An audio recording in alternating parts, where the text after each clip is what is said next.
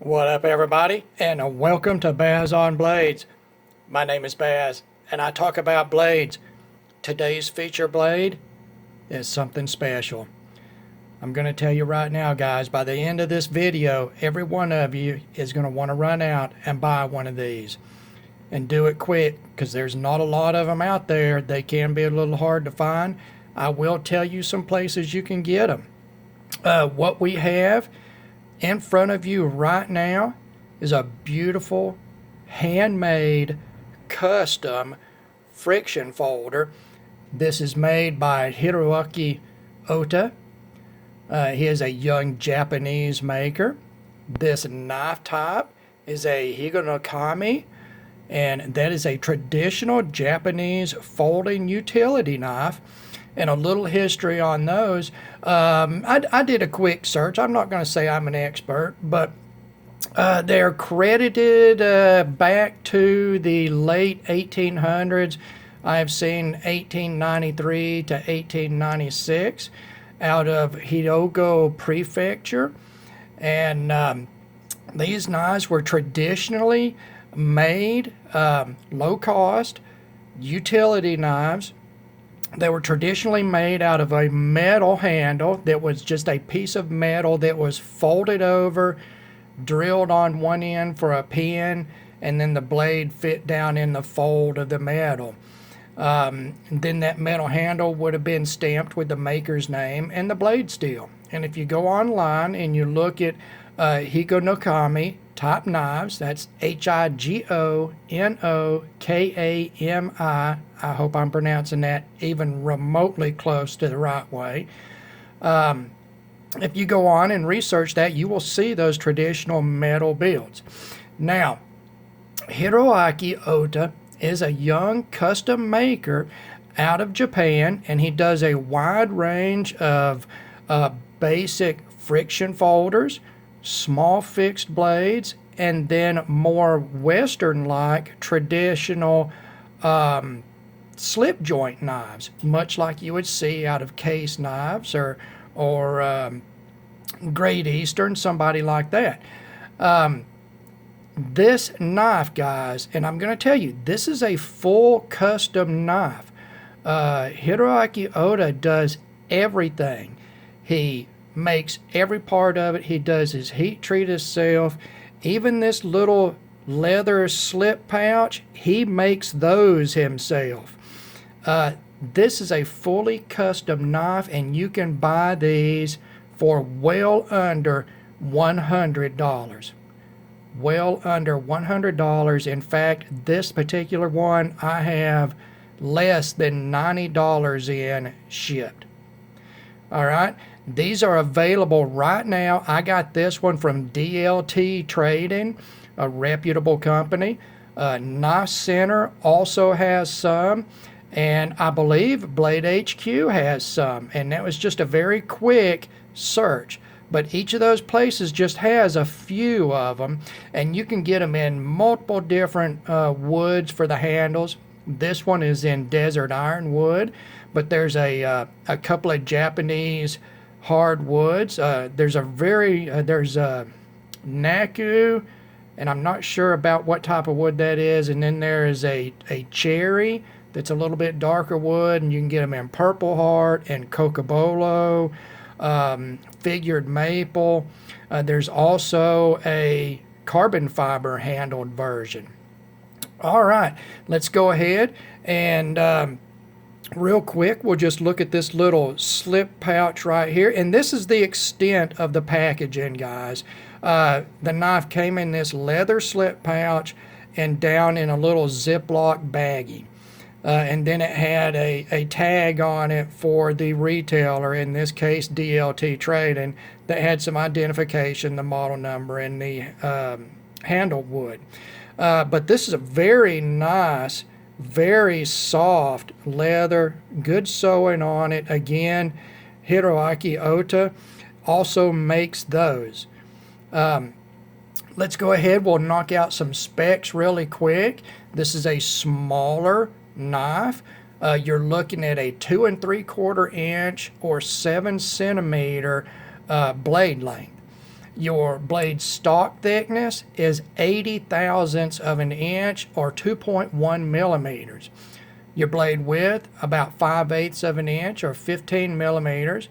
Your handle length, 3 7/8 of an inch or 9.5 centimeters for just the handle. If you want to add in the lever or chikiri, that is another 3/4 inch or approximately 2 centimeters. Your handle width is about 3/4 of an inch, just shy of that, or 2 centimeters. Your closed width is 1 inch or 2.5 centimeters. Overall length, 6 5/8 of an inch or 16.5 centimeters. There is no stop pin on this. Behind the edge thickness on this knife, guys, is the absolute thinnest that I have ever measured outside of, say, a chef's knife. This knife is 15 thousandths behind the edge, or 0.4 millimeters. Your handle to blade ratio, 0.71, and they are extremely lightweight, 1.25 ounces or 35 grams. All right, guys, let's pick this thing up and take a look at it. It is such a beautiful knife. Material-wise, these are built in D2 for your blade steel. Like I say, they're available in many different handle woods and carbon fiber. This particular one is in desert ironwood, and you can see the graining on this particular one, guys. It is a beautiful, beautiful knife, and as I roll this over here, you can see it is one solid chunk of wood. It is an integral build, and all of your wood handles will be that way. The carbon fiber is not that way from what I understand. It does have a backspacer, but it's all glued together and then machined like it's an integral. Other than that, the only other material in this is you have a couple of stainless washers and a stainless pin for your pivot. And that's it, guys. That is it.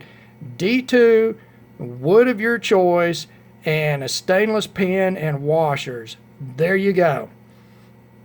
Pretty doggone simple, and it is so beautiful, guys. This is such a beautiful, beautiful knife. I can tell you right now, I will own more of these knives. Speaking of which, this particular model, the FK-7, does have some counterparts in different sizes. There is an FK-5, which is a 2 1/8 inch blade length, and then there is an FK-9, which is a 3.6 inch blade length. And I chose the FK-7. The FK-5 with just 2 1/8 inch blade was a little bit too small, and I thought in this light of a build that the FK-9 at 3.6 inch blade length was just a little bit too long for this light of a build. I'm going to say right now, in my opinion, and I assure you anybody else's, this is not a heavy duty utility knife. With 80 thousandths blade stock, a single stainless pin, and a wood and unlined wood handle, you're not going to go torquing on this, doing any heavy cutting. This is a gentleman's carry, made to be carried by gentlemen and used, let's say, lightly. All right. Again, let's take a look at this. Your fit and finish. As far as the blade goes, you've got this traditional utility blade design. It's sort of a reverse tanto, call it that. You know, that's what in modernity we would call that. Mostly straight edge. You've got a little bit of belly here. You can see that the edge grind itself is very narrow, guys. It is a hollow grind. It's a fairly shallow hollow grind. Of course, it would have to be with 80 thousandths blade stock thickness, and it is a fairly high grind. The grinds are even side to side. This thing is razor sharp, guys, and it is very, very slicey.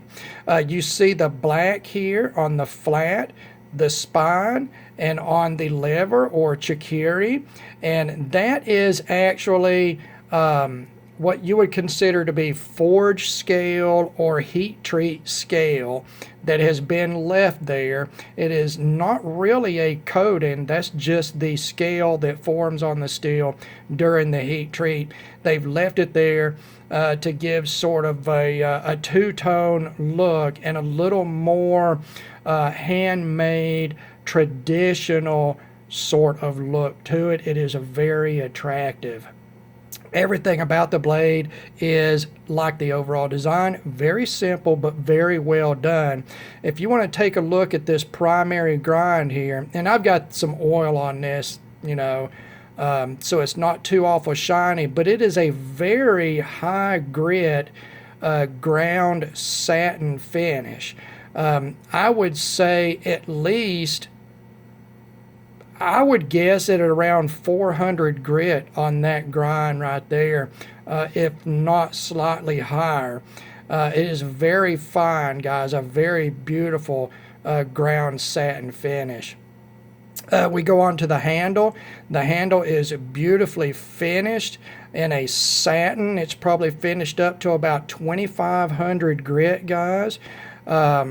It is just, it's a beautiful, beautiful hunk of wood. It is an integral build. You can see, I'm sorry my camera keeps going out of focus, guys. I'm moving my hands around.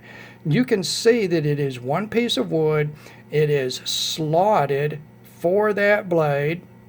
It is cleanly slotted, guys. I mean, everything about this knife is cleanly done. And it's just a beautiful piece of wood with beautiful finish on it. You've got a drilled lanyard hole here at the butt end that is plenty big enough for a paracord lanyard, a leather lanyard, anything that you wanted to put on it. You can also see here that Hiroaki Oda, he does sign his work. He's probably using like a little electric etching pen to do that. And it's just beautiful, beautiful work, guys. It's a beautiful, beautiful piece of wood. There's just no fault I can find in any aspect of this knife as far as the fit and finish goes, guys. It is just beautiful. And this knife, it actually, if you carry it, it changes your mood. It is such a traditional, such a, it exudes such a feeling of handmade craftsmanship. It is just, it's a joy to pull it out and just feel it, to touch it, to look at it. It harkens back to an era of craftsmanship that you do not often see in modern times. All right, guys. Now, typically, this is where I would talk about action, and usually I'm talking about flipper folders or assisted openers, or whether it's got bronze washers or bearing pivot, or if the D10 is good, and you've got none of that on this. This is a straight up friction fit, simple single pin for the pivot. It's got plenty of friction to hold that blade in any position. Even if you shake it, it's nearly impossible to shake it and move the blade at all. The way that you would hold this knife open is, as the lever rotates around, you see that it actually fits against the back of the handle. And then as you grip it in a standard grip, your thumb is going to sit on it, and that is going to hold that blade open. All right, guys. And it's simple, it's traditional. It's absolutely perfect, guys. Absolutely perfect. Nothing on this knife that just isn't perfect for what it is. All right, now ergos. Ergos, guys, you see it's a long, straight, On the smallish side, narrow handle. You do have a slight drop on the back end to make it more ergonomic to fit the curvature of your hand comfortably. But other than that, guys, it's wide open. You know, if it was any other type of knife, a locking knife, I would be demonstrating forward grip and reverse grip and draw grip and, you know, but since it's not a locking knife and it really relies on holding the lever down to lock it open, I would say predominantly used in a forward grip, and it's perfectly comfortable for that, guys. With the handle length of almost 4 inches, 3 7/8 inches, it's enough handle for any size of hand. You're not going to be using this thing for heavy utility use. So you don't need a big hand-feeling, grippy, textured handle. All right, what you're getting in this knife is beautiful craftsmanship, beautiful materials, and a gentleman's knife that you can be proud to carry at any time, anywhere, in any crowd. It is a totally non-threatening style of knife, and it actually is a conversation starter, even with people that typically would shy away from knives. They see that, and it is instantly recognized as something special that they are curious and they'll ask about. And then you can actually talk to a non-knife person about a knife. So guys, you know what, we're gonna there's just not a lot to say about this knife except just to say over and over and over and in different ways how beautiful it is, how traditional it is, how it just, guys, it is such an inspiring piece of art. That's what it is to me. It makes me want to go and make something like this, and doggone it if I'm not going to try it sooner or later. I believe I can do it. But I'm going to tell you right now, guys, less than $100 for a fully custom knife. Okay? This is not a mid-tech knife. It is not a production knife. It is not made by a big knife company. This knife was totally 100% made by one man, made in very nice materials and in a traditional way that the sum of all of that is, it's just something special, guys. Let's just say that. It's just something special, and I recommend that you go out and get one. As always, I thank every one of you for taking the time to watch one of my videos. God bless all of you, and we will talk to you again.